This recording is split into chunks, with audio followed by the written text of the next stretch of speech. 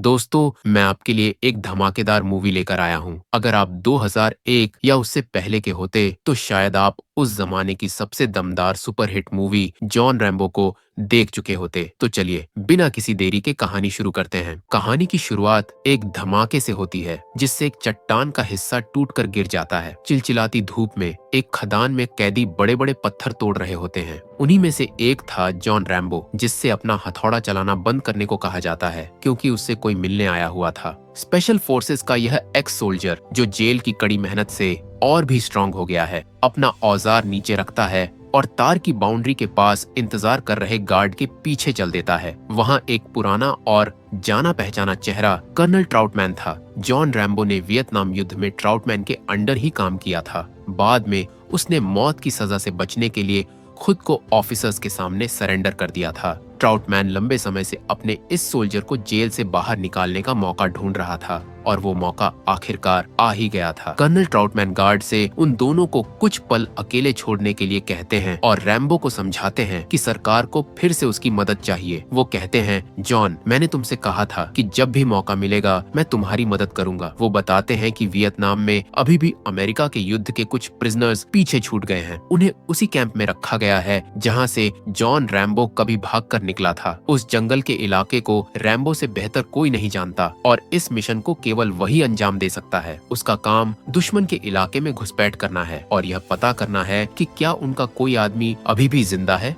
हमेशा की तरह रैम्बो ज्यादा कुछ नहीं कहता। वह बहुत पहले ही अमेरिकी फोर्स में विश्वास करना छोड़ चुका है और उस जगह पर वापस जाने के लिए बिल्कुल भी उत्सुक नहीं है जहां उसे बहुत तड़पाया गया था। पर जेल में बचे हुए सजा के 5 साल गुजरना अच्छी बात नहीं है। ट्राउटमैन जानते हैं कि रैम्बो असल में क्या चाहता है। अगर वह मिशन पूरा कर लेता है और जिंदा बचकर निकल आता है, तो उसे कुछ समय के लिए सेना में वापस भर्ती कर दिया जाएगा और राष्ट्रपति द्वारा बचे हुए सजा माफ कर दिए जाएंगे। रैम्बो सोच विचार करता है। उसकी जिंदगी का अब कोई खास मकसद नहीं बचा है। उसकी पुरानी यूनिट खत्म हो चुकी है और उसके कोई दोस्त नहीं, कोई परिवार नहीं। ऐसे टूटे हुए इंसान के लिए आजादी का मतलब ही क्या है? लेकिन उन कैदियों की मदद करना जो उसी की तरह युद्ध में बंदी बना लिए गए हैं, शायद उसे जीते रहने की एक वजह दे सकता है। और रैम्बो मिशन के लिए तैयार हो जाता है। ट्राउटमैन कहते हैं कि अगली बार वे थाईलैंड में मिलेंगे। जैसे ही ट्राउटमैन जाने के लिए मुड़ते हैं, रैम्बो उन्हें एक सवाल पूछने के लिए रोक लेता है, क्या इस बार हम जीतेंगे? इस पर ट्राउटमैन जवाब देते हैं,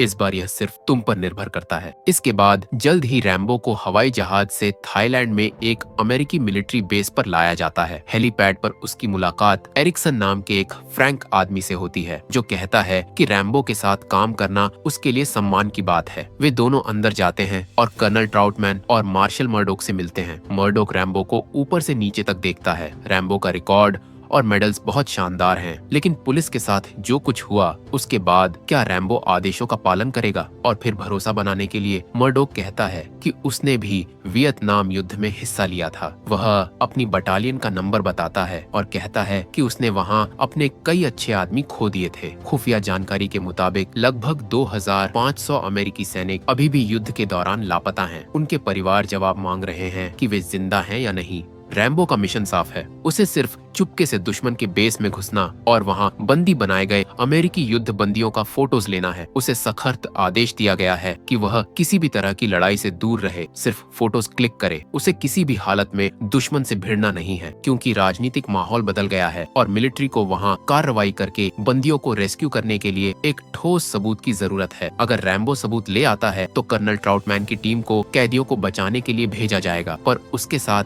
जेल के कुछ और कैदियों को रैम्बो के साथ में भेजा जाएगा। और यह आइडिया रैम्बो को बिल्कुल पसंद नहीं आता। वह चुप था, लेकिन उसके अंदर गुस्से की आग जल रही थी। बाद में ट्राउटमैन मिशन के बारे रैम्बो को समझाता है कि सबसे पहले रैम्बो पैराशूट से एक जगह पर उतरेगा। इस बार उसे पहले से ज्यादा हथियार और सामान दिया गया है। कर्नल उसे सलाह देता है कि वह इसका इस्तेमाल जरूर करे, क्योंकि वह अकेला जा रहा है और सिर्फ ताकत और चाकू से काम नहीं चलेगा। रैम्बो को ऑपरेशन कमांड सेंटर भी दिखाया जाता है, जो बेहतरीन टेक्नोलॉजी टेक्नोलॉजी से लैस है और जमीन पर उसकी मदद के लिए बनाया गया है। उसे वहाँ कोबाओ नाम की एक लोकल जासूस से मिलना है। मर्डोक जोर देकर कहता है कि सब कुछ आराम से हो जाएगा, लेकिन रैम्बो को मर्डोक की बात पर भरोसा नहीं है। रैम्बो धीरे से कहता है कि वियतनाम में सुरक्षा जैसी कोई चीज नहीं होती। यह सुनकर मर्डोक को पसीना आने लगता है और वह चुपके से ट्राउटमैन को किनारे ले जाता है। कर्नल ट्राउटमैन उसे समझाता है कि रैम्बो से बेहतर आदमी कोई नहीं है। वह रैम्बो को वियतनाम वॉर का सबसे बेहतरीन सिपाही बताता है। रैम्बो एक अकेला आदमी जो पूरी फौज के बराबर है। उसके अंदर वो जंग जीतने का जुनून है जिसे दूसरे की हार हो, और जरूरत पड़ने पर वह बिना सोचे समझे अपनी जान भी दे देगा। मिशन पर जाने से पहले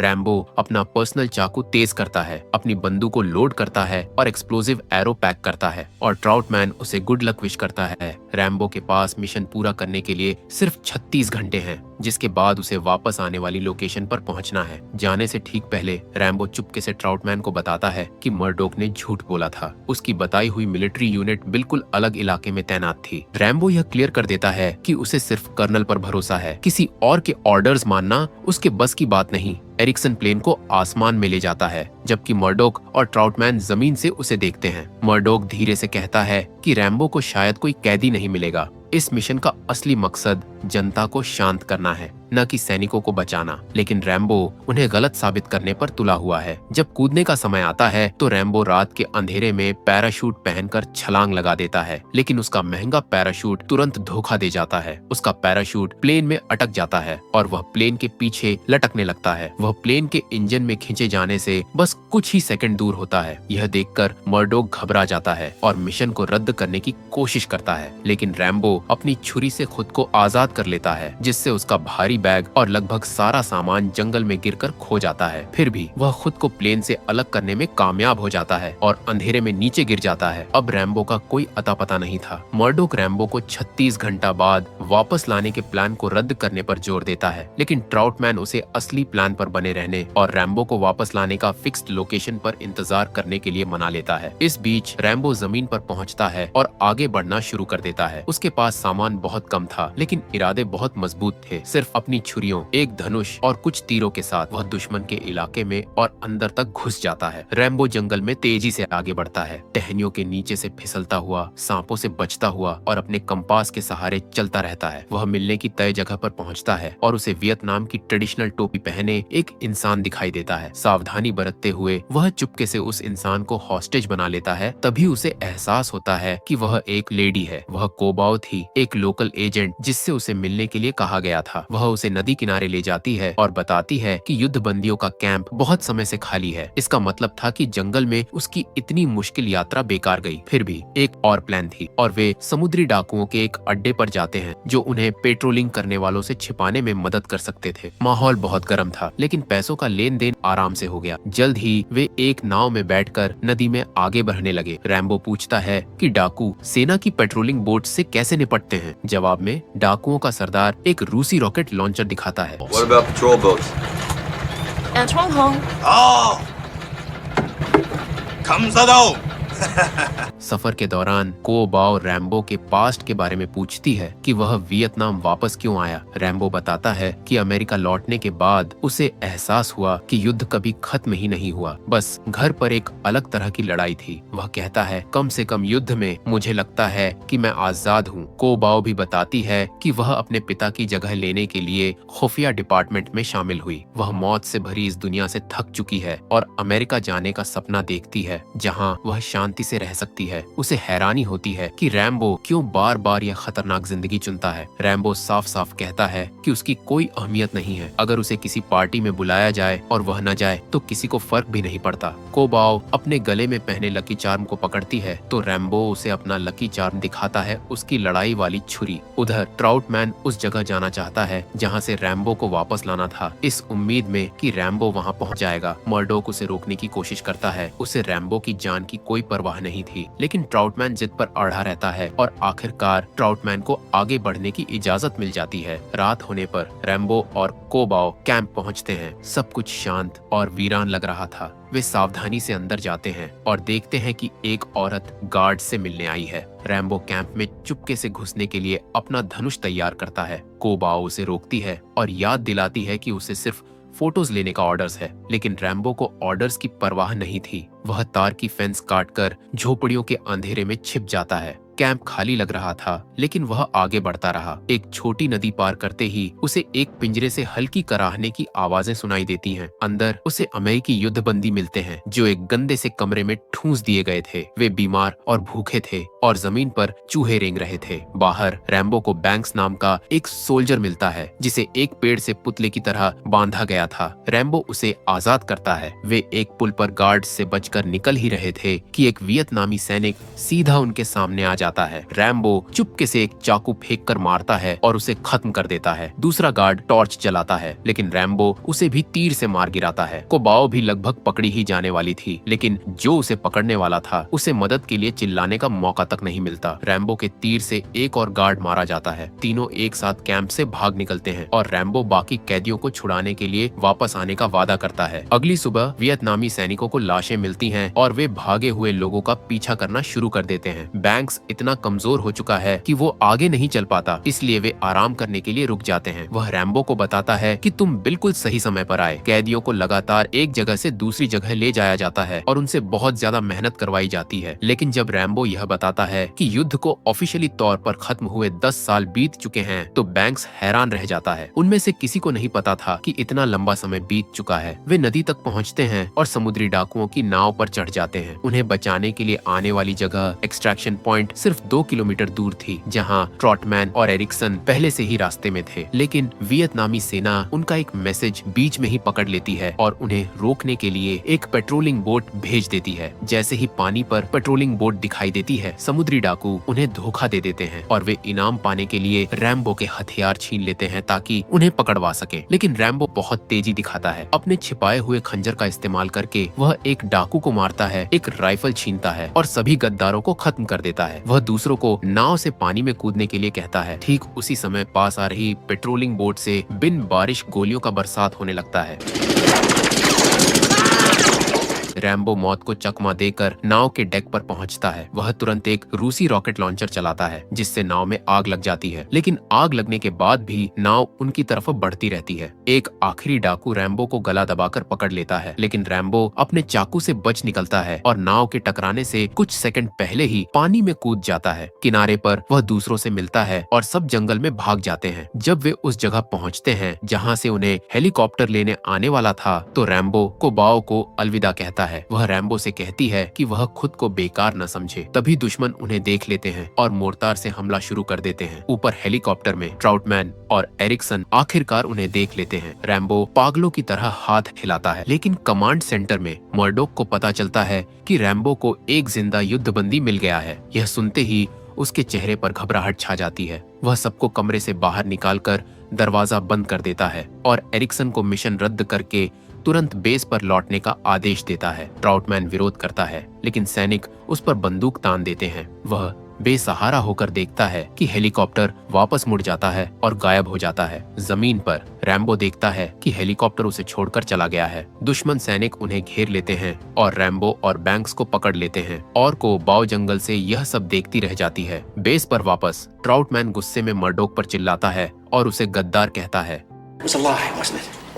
Just like the whole damn war. It was a lie. लेकिन मर्डोक जरा भी नहीं घबराता। वह कहता है कि कर्नल को यह बात पहले से पता होनी चाहिए थी, इसलिए वह भी उतने ही जिम्मेदार हैं। मर्डोक किसी भी बात से इनकार नहीं करता और बताता है कि यह पूरा मिशन शुरू से ही एक धोखा था। सरकार को कुछ 100 कैदियों की जान बचाने से ज्यादा जनता के गुस्से को शांत करने की फिक्र है। रैम्बो को कभी सबूत के साथ वापस लौटना ही नहीं था। उसका मिशन खाली हाथ वापस लौटने के लिए ही बनाया गया था, लेकिन उसने आदेश नहीं माना और अब वह उसकी कीमत चुका रहा है। उसे कोई याद भी नहीं करेगा। कर्नल ट्रॉटमैन सच जानता है। उसे पता है कि यह सब पैसे का खेल है। वियतनाम ने युद्ध के कैदियों को इसलिए नहीं छोड़ा क्योंकि अमेरिका ने युद्ध में हुए बर्बादी का हर्जाना देने से इनकार कर दिया था। मर्डोक कर्नल को चेतावनी देता है कि वह अपना गुस्सा पी जाए और रिजल्ट के बारे में सोचे। वह समझाता है कि अगर वियतनाम को पैसा मिल जाता तो वियतनाम उसे अमेरिका के सहयोगी देशों के खिलाफ लड़ने में इस्तेमाल करते और अगर कैदियों के चेहरे टीवी पर आ जाते तो इससे एक और युद्ध छिड़ सकता था। यह सुनकर ट्रॉटमैन मर्डोक को गद्दार कहता है और गुस्से में वहाँ से चला जाता है। मर्डोक उसे सलाह देता है कि वह इस मिशन को भूल जाए और इसमें दखल देने की कोशिश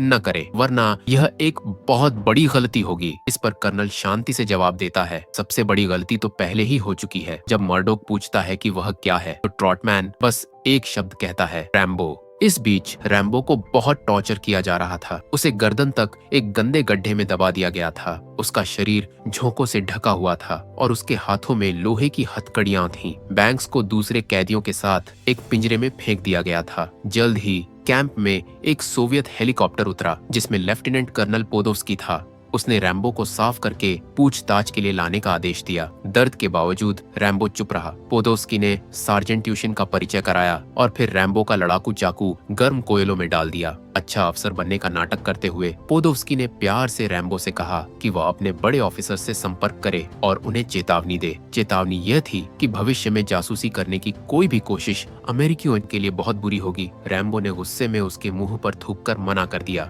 इसके बाद यूशिन ने उसे बिजली के झटके देना शुरू कर दिया ताकि वह टूट जाए और सब कुछ बता दे। फिर भी रैम्बो ने बोलने से इनकार कर दिया। पोदोव्स्की ने रेडार में पकड़े गए मैसेज को जोर से पढ़ा जिसमें लिखा था कि मर्डोक ने मिशन रद्द कर दिया था और रैम्बो को मरने के लिए छोड़ दिया था। उसे एक और बिजली का झटका दिया गया लेकिन रैम्बो फिर भी चुप रहा। ठीक उसी समय को बाओ गार्डो के एंटरटेनमेंट के लिए आई एक लड़की का भेष बदलकर चुपके से कैंप में घुस गई। उसे एक झोपड़ी में ले जाया गया। वहाँ वह जल्दी से उस सैनिक को खत्म कर देती है और उसका हथियार ले लेती है। पूछताछ वाले कमरे में पोडोव्स्की रैम्बो पर दबाव बनाने के लिए बैंक्स को अंदर लाता है। यूशिन एक लाल गर्म चाकू से रैम्बो के चेहरे पर जला देता है और फिर चाकू को बैंक्स की आंख पर रखकर उसे धमकाता है, लेकिन बैंक्स रैम्बो पर चिल्लाता है कि वह हार न माने। तभी रैम्बो टूट जाता है और मदद करने के लिए तैयार हो जाता है। वे उसे रेडियो के सामने बिठाते हैं। वह अंग्रेजी में बोलता है, ऐसा दिखाते हुए कि जैसे वह सरेंडर कर रहा हो। तभी को बाओ रैम्बो की आवाज सुन लेती है और झोपड़ी की तरफ दौड़ती है। अमेरिकी बेस पर मर्डोक और ट्रॉटमैन स्पीकर पर रैम्बो की आवाज सुनते हैं। वे उससे उसकी हालचाल पूछते हैं। रैम्बो बस जवाब देता है, मर्डोक को लाइन पर लाओ, और फिर वहाँ तबाही मच जाती है। रैम्बो माइक्रोफोन का स्टैंड पकड़कर हमला कर देता है। कोबाओ नीचे से गोलियां चलाना शुरू कर देती है जिससे फर्श गोलियों से छलनी हो जाता है। रैम्बो यूशिन को टॉर्चर करने वाली मशीन से बिजली का झटका देता है और दीवार तोड़कर बाहर निकल जाता है। अपना चाकू वापस लेकर वे दोनों एक साथ भाग निकलते हैं। दुश्मनों को मारते हुए वे फेंस की ओर बढ़ते हैं। रैम्बो कोबाओ को कंटीले तारों से निकलने में मदद करता है और जंगल में गायब हो जाता है। उन्हें ढूंढने के लिए हेलीकॉप्टर और ट्रक भेजे जाते हैं, लेकिन रैम्बो के लिए शिकार बनना कोई नई बात नहीं है। वह कोबाओ को घने जंगल से ले जाते हुए एक बार फिर यह साबित कर देता है कि जॉन रैम्बो की तरह कोई भी जंगल में बचकर नहीं निकल सकता। सुबह होने पर कोबाओ रैम्बो के घावों पर मरहम पट्टी करने में मदद करती है।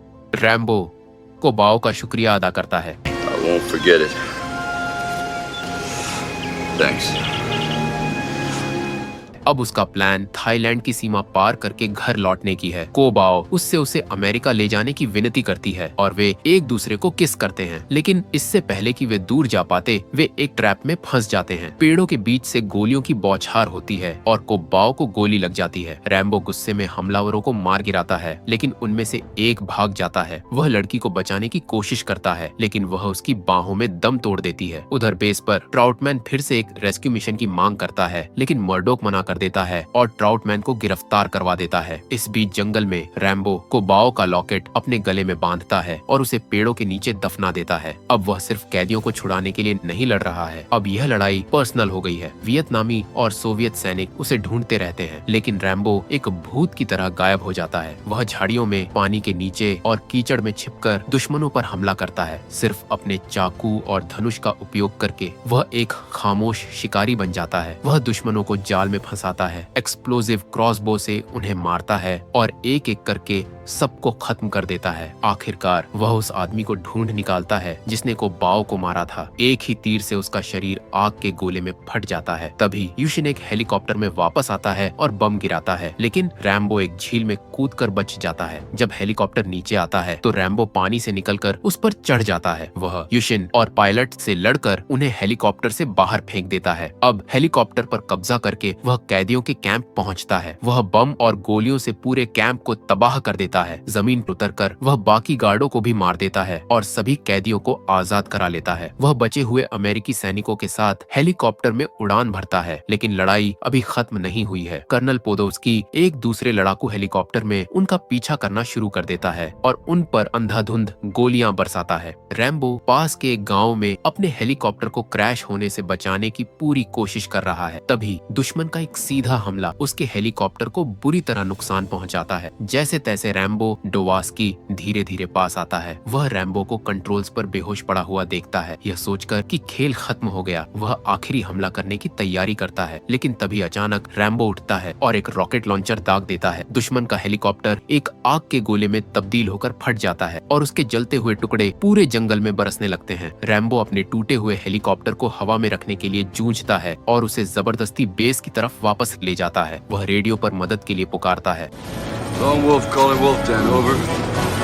और जैसे ही कमांड सेंटर में स्पीकरों पर उसकी आवाज गूंजती है, मर्डोक डर के मारे कांप उठता है और वहां से भाग जाता है। अब ट्रॉटमैन कमान संभालता है और अपने आदमियों को आने वाली स्थिति के लिए तैयार रहने का आदेश देता है। घायल रैम्बो हेलीकॉप्टर को लैंडिंग करता है। बिना एक पल भी आराम किए रैम्बो अपनी M60 मशीन लाइट गन उठाता है और गुस्से में आगे बढ़ता है। उसके और ट्रॉटमैन के बीच कोई बात नहीं होती। ट्रॉटमैन उसे जाते हुए देखता है, क्योंकि वह अच्छी तरह जानता है कि अब रैम्बो क्या करने वाला है। रैम्बो सीधा ऑपरेशंस रूम में घुसता है और गोलियां बरसाना शुरू कर देता है। गोलियां कीमती कंप्यूटरों और बड़े बड़े कंट्रोल पैनलों को चीर देती हैं। चारों तरफ चिंगारियां उड़ती हैं और मिशन का वह पूरा कंट्रोल रूम मलबे के ढेर में बदल जाता है। इसके बाद रैम्बो लात मारकर मर्डोक के ऑफिस का दरवाजा खोलता है। मर्डोक खुद को बचाने के लिए बहाने बनाने लगता है। वह दावा करता है कि वह तो बस ऊपर से मिले आदेशों का पालन कर रहा था, लेकिन रैम्बो उसे दीवार से सटाकर दबोच लेता है और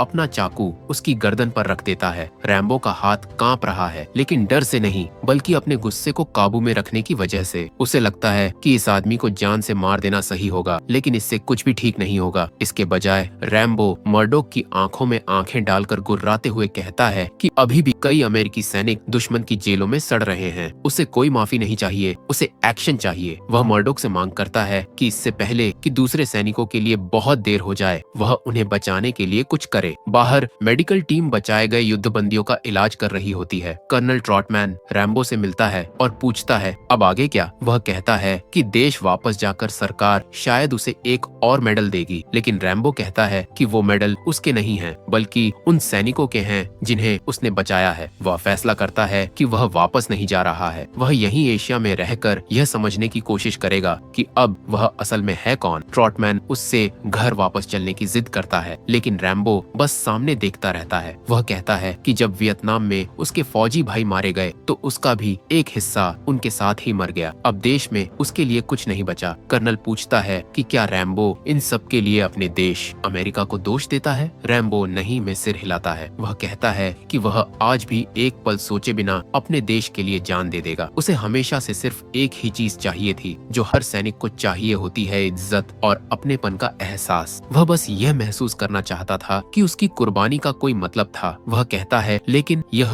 देशभक्ति का प्यार एक तरफा है और इसमें सिर्फ दर्द मिलता है। जैसे ही रैम्बो जाने के लिए मुड़ता है, ट्रॉटमैन उसे पीछे से पुकारता है, तुम अब अपनी जिंदगी कैसे जियोगे। रैम्बो पीछे मुड़े बिना ही जवाब देता है, बस एक एक दिन करके। अगर आपने ये मूवी देख रखा है तो कमेंट करके जरूर बताएं और वीडियो को लाइक और चैनल को सब्सक्राइब करना ना भूलें। अगर आपने ये मूवी नहीं देखा है तो मैं रिकमेंड करूंगा कि आप एक बार इस मूवी को जरूर देखें। मूवी का नाम जॉन रैम्बो है। हमारे वीडियो देखने के लिए धन्यवाद। इसी तरह के अगली वीडियो में फिर मिलते हैं, तब तक के लिए सब्सक्राइब